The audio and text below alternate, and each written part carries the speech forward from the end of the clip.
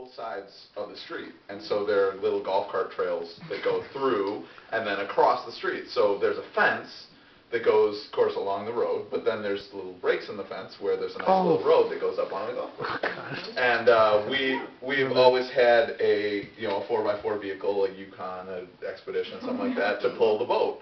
And so one year, I don't remember how this started, but one year we got the brilliant. Oh, it started because we used to do it in the DMV parking lot. I don't know if you noticed, but the DMV parking lot is immense, and there's not a lot. I mean, there are pylons for lights, but they're pretty sparse. And so it's easy to get going and get good donuts going. Very, very safe environment to do donuts. Very dissimilar to, say, an intersection. Another place where there's lots of space. Anyway, so that evolved into we should take this 4x4 vehicle onto the golf course and do donuts on the golf course. This is a full-size SUV. I mean, we're not talking some little. Yeah. So we and it was great because this. Nate and Luke and I, or Nate, it was Nate and maybe Ben Klein and that. Anyway, I don't know exactly, but so we had done it. We did it a couple times. So anyway, so we'd always like switch it into two-wheel drive, rear wheel, and just spin and spin. Like the greens were all covered and stuff with fences, but every once in a while we'd find one that wasn't, and it'd be completely flat. And that's just a perfect place to do donuts. I think about it now, like, oh my God, we tore those greens apart.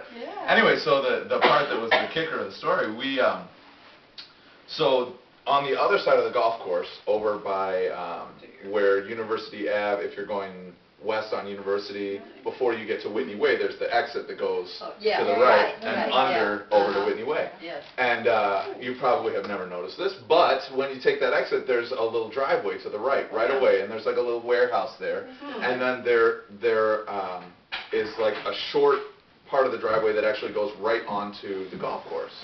And I knew that was there, but I had sort of forgotten that there was also railroad tracks that go right there. But the road doesn't go over the railroad tracks. It's just the road goes into the golf course, and then there are railroad tracks. So we came in. We went in the side by our house, and like we're going around. And then we were like, oh, let's see if there's anywhere else to get out. Oh, we can get out over here. And so we're going around, and we got over there, and all of a sudden it's like boom, boom, boom, boom. We're like, what the hell was that? And I'm like, well, I got to get in reverse, try to get out of here. Tires are spinning. Forward, tires are spinning. We get out and figure out that the tracks are like this, and the car is like that. And the tires are stuck in between railroad ties. And it had just snowed about 6 inches, 8 inches that night, and so that was the perfect time. It's like, this is perfect for it. And we're stuck on the railroad tracks, and 2 tires in, 2 tires out. And we're like, okay, so what are we gonna do? So we had actually somehow had the presence of mind to pack snow shovels. So we got the snow shovels out of the back. We're like, okay, we'll clear a path, get some speed going, and then pop back over the tracks. So we got out, and we were like in our shoes and like the thin, stupid gloves. I mean, we're all freezing idiots, So we got out and like shoveled ourselves a path, and for maybe 5-10 minutes, and they're like, all right, why don't you try? So I get back in, and I'm like, well, I sure hope this works. I mean, I guess we could shovel somewhere if we had to, but it would be nice if it worked the first time. So I turn on the car, look in the rearview mirror, and I see a train head. Oh my God! This fucking has to work. There's no room for error.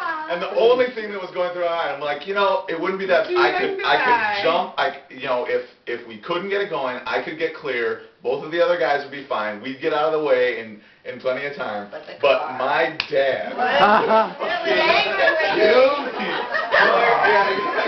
I would get home and my limb. He was right, wasn't he? Exactly. So I'm like, all right, put it in drive. I'm like, this has got to work. 4-wheel drive. We got going, and I just boom. We got just off the edge. And the guys hadn't, for whatever, they were like behind me or something, they hadn't seen it, and they're like, hey, cool, it worked. I'm like, get the fuck in the car! Oh my God! Oh, it was not good. So that was the last time we ever did that.